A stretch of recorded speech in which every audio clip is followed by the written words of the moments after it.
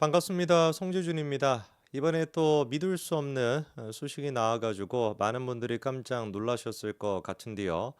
아역 배우 출신인 김세론 씨가 극단 선택을 한 것으로 알려져서 참 진짜 저도 충격을 받고 많은 분들이 충격을 받으셨을 것 같습니다. 이 김세론 씨 같은 경우는 뭐 워낙에 유명한 영화였죠. 원빈 씨가 주연으로 나왔던 아저씨. 거기서 이제 그 아역 배우 역할로서 사실상 이제 우리한테 처음 얼굴을 알렸었는데 지금까지 뭐 여러 가지 논란 아닌 논란들이 있었습니다.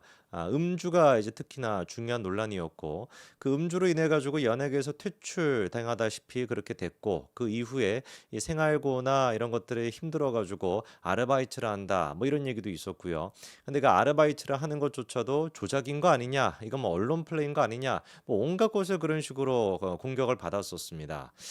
저는 참 그때도 뭐 그때 같은 경우는 김세론 씨가 뭐 아르바이트를 가짜로 하거나 뭐 진짜로 하거나 그게 뭐 제 인생이랑 무슨 상관이 있겠습니까? 전혀 상관이 없다 보니까 딱히 관심이 없었는데 이번에 이제 그 극단 선택까지 했다라는 거를 보고 그때 이제 그 과거를 쭉 보면은 참 사람들이 못났다.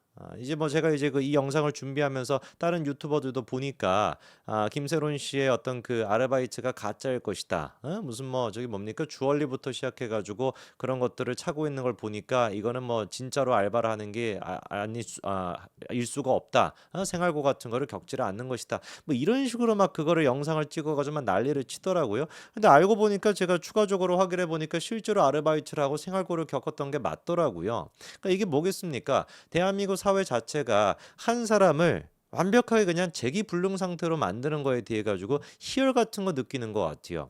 방송계에서 은퇴가 됐다. 방송계에서 퇴출을 당했다. 이것만 하더라도 평생을 그냥 뭐 방송계 아역배우 출신이니까 평생을 방송계에서 살아왔던 사람 입장에서는 완전히 사형선고랑 똑같은 거 아니겠습니까? 그러면 그 방송계에서 퇴출이 됐으면 이 사람이 무슨 뭐 사업을 하거나 뭐 나중에 또 뭐 알바를 하거나 그거를 그냥 뭐 응원할 필요도 없고요. 그냥 뭐 관심을 안 가지면 되는 것이죠. 그냥 '저 사람 저렇게 사나 보다.' 이렇게 하고 말면 되는 것인데 그것도만 물어뜯어 가지고 반드시 재기불능 상태로 만들어야지만 그래야지 뭔가 직성이 풀리는 이 모습에 대해 가지고 사실 이런 어떤 대한민국 사회의 모습이 이게 한두 번이 아니지 않습니까? 뭐 연예인들에 대해 가지고 유독 이게 좀 심한 것 같은데 약간 이거를 뭐라고 해야 될까? 조선시대부터 조금 이어져 왔던 민족 정신 같은 게 아닌가 제가 그런 생각이 들 정도입니다.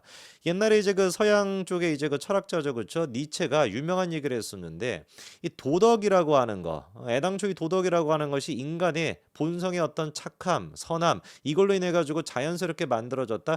개뿔 말도 안 되는 소리 하지 말아라. 도덕이라고 하는 것은 이제 니체 사상에서는 이제 그 초인이라고 하는 게 있지 않습니까? 위버맨시라고 하는 초인이 되지 못한 데어 레츠드맨시라 그래가지고 이제 뭐 약간 좀 이제 인간 말종 같은 그런 사람이 있는데 이런 사람들이 초인을 갖다가 끌어내리기 위해 가지고 만들어낸 공격하기 쉽게끔 만들어낸 도구가 도덕에 불과하다 이런 얘기를 한 적이 있었는데 제가 봤을 때는 지금 대한민국의 이 군중들이 갖고 있는 일반 사람들이 갖고 있는 도덕에 대한 의식이 니체가 얘기했던 어떤 그런 도덕 내가 어떤 내 스스로의 품행을 똑바로 하고 사회 자체가 뭔가 윤리적으로 돌아가게끔 하기 위한 윤택하게 만드는 그런 식의 가치가 아니라 나보다 잘나는 사람, 나보다 잘 나가는 사람, 그거를 막 안 입고 막 짜증나고 막 열받는데 그 사람을 끌어낼 수 있는 수단으로서 도덕을 이용하고 있는 건 아닐까 참으로 제가 걱정이 됩니다.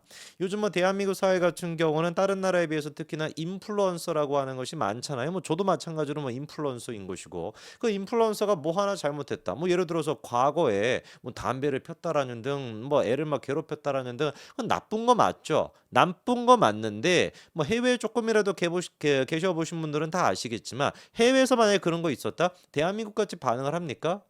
물론 이게 무슨 뭐 대한민국이 뭐 동방예의지국이라 개뿔 무슨 뭐 나한테 동방예의지국이란 말도 그것도 좀 말도 안 된다고 보는데 아니 그 뭐 조선시대 같은 경우는 동방예의지국이라 가지고 예의를 막 그렇게 차려 가지고 무슨 뭐 노비가 있고 뭐 쌍놈이다 뭐 이런 식으로 뭐 그렇게 했습니까? 말이 되는 소리지. 백이민족 뭐 이런 것도 다 그냥 저는 말도 안 되는 소리라고 보는데 뭐 어쨌거나 그까지 들어가면 너무 길어지는 것이고 애당초 우리나라가 뭐 동방예의지국이라 가지고 사람들이 뭐 예의도 다 잘 차려. 뭐 차례나 질서 이런 것들이만 너무 완벽해. 그렇게 이제 되는 나라다 보니 그런 사회 구조가 있다 보니까 약간의 어떤 그런 거에 대해서 예민하게 반응한다. 이러면 또 모르겠어요. 뭐 인정하기 싫으신 분들도 있겠습니다만 일본 사람들은 어떻습니까? 질서가 됐거나 이런 것들에 대해서만 강박증 같이 그런 식으로 막 철저하게 사회적인 규칙이나 규율을 지키잖아요.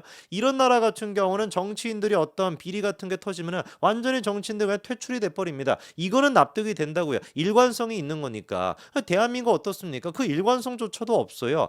연예인들 같은 경우는 음주운전하면은 김세론 씨처럼 이런 식으로 퇴출당해 버리는 것이고 모 저기 그 대표 모 대표는 무슨 모 대표야? 이재명 있지 않습니까? 이재명 같은 경우는 음주부터 시작해가지고 정가가 지금 막 몇 개고 일주일에 한 세네 번 네다섯 번을 갖다가 재판반으로 돌아다니고 있습니다. 근데도 지금 여론조사하면 어떻게 나옵니까? 차기 대권 후보 1등 이렇게 나오잖아요. 이 현상을 우리가 어떻게 도대체 이해를 할 수가 있을까요? 정치인들을 바라보고 있는 그 관점과 연예인들을 바라보고 있는 관점이 대중의 그 시선 자체가 다르게 작동하고 있다는 것인데 이게 사실상 뭡니까? 히틀러랑 똑같은 거예요.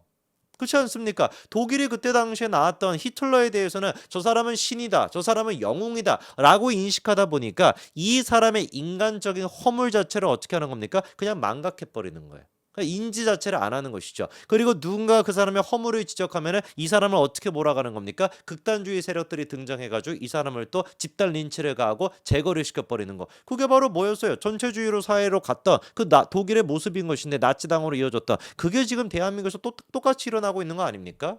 뭔가 우리의 어떤 그 도덕에 대한 인식, 도덕에 대한 어떤 이런 처벌을 또 해야 도덕이라고 하는 게 또 존재할 수가 있는 거잖아요. 어떤 그 도덕적인 어떤 비판 자체가 없으면 도덕 자체가 또 의미가 없어지는 거니까 처벌은 하기는 해야 되고 비판은 하기는 해야 되니까 정치는 근데 또 비판을 못 하겠어. 왜? 저 사람은 영웅이니까. 저 사람은 신적 존재니까 저 사람은 비판을 못 해. 그러니까 애써 누구만 이제 데리고 오는 거야? M1 지금 이제 공인들 공인이라고 사실 뭐 하는 것도 아니고 그런 어떤 연예인들이나 인플루언서를 갖다가 잡아 족치는 그게 지금 대한민국 사회의 모습 아닐까? 이거 완전히 원시 조폭 사회 아니겠습니까?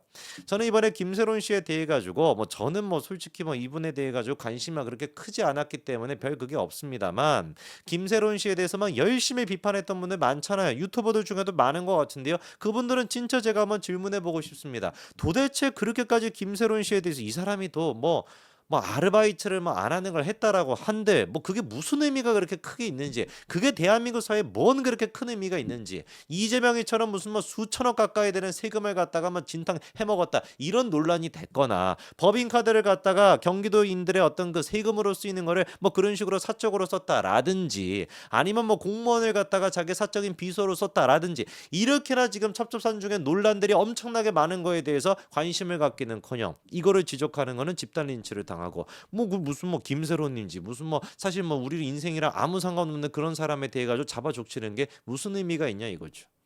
도덕적인 책임감을 생각해 보더라도 연예인들과 그리고 또 정치인들 두 집단 가운데 진정으로 공인이라고 얘기할 수 있는 집단이 누구겠습니까? 정치인들 아닙니까? 제가 뭐 잘 몰라서 그런지는 모르겠습니다만 대부분의 해외에서 같은 경우는 대부분의 선진국이라고 하는 그 나라에서는 정치인에 대한 비리 문제가 훨씬 더 여파가 크고 훨씬 더 사람들이 충격을 받는 것 같은데 우리나라 같은 경우는 정치인들의 비리는 아무 충격을 안 받는 것 같아요. 이제 디폴트인 것 같습니다. 야, 그 정도 비리는 좀 있어야 뭐 정치한 약간 이런 생각이 있는 거 아닐까. 그러다 보니까 이게 사람들이 뭔가 도덕적으로 내가 비판을 하고 싶어. 이것도 지적했던 다른 어떤 그 사상가가 있습니다만 다른 사람의 도덕적인 허물을 내가 비판함으로써 스스로가 뭘 느끼는 거예요? 우월의식을 느끼는 게 인간의 또 본성이거든요. 그렇지 않습니까? 내가 저 사람을 도덕적으로 막 비판해. 야, 너 위선자야. 막 어쩌고저쩌고 막 도덕적으로 비판해. 그건 반대로 뭐겠습니까? 나는 그렇지 않은 사람이야라고 하는 걸 주변 사람들한테 또 메시지를 뿌리는 거거든요. 자기의 도덕적인 우월감을 위해서 도덕적인 비판을 해야겠어. 근데 정치인들에 대한 비판은 못 하겠어. 그러니까 M1 지금 연예인들만 잡아 족치는 원시 조폭 사회의 모습이 대한민국에서 나타나고 있는 건 아닐까. 참으로 저는 이번에 김세론 씨의 이 극단 선택을 했다라고 한 얘기를 들으면서 저보다 뭐 훨씬 지금 이제 나이도 어린 그런 이제 친구였던 것 같은데 너무 가슴이 아팠습니다. 언제 대한민국이 참 진짜 이런 비상식적이고 원시 조폭 사회 같은 그런 모습에서 벗어날 수 있을까? 언제 도대체 정치인에 대해 가지고 우리가 합당하게 정치적으로 그리고 또 도덕적으로 비판할 수 있는 날이 올까? 참으로 답답하네요. 여기까지 말씀드리겠습니다. 감사합니다.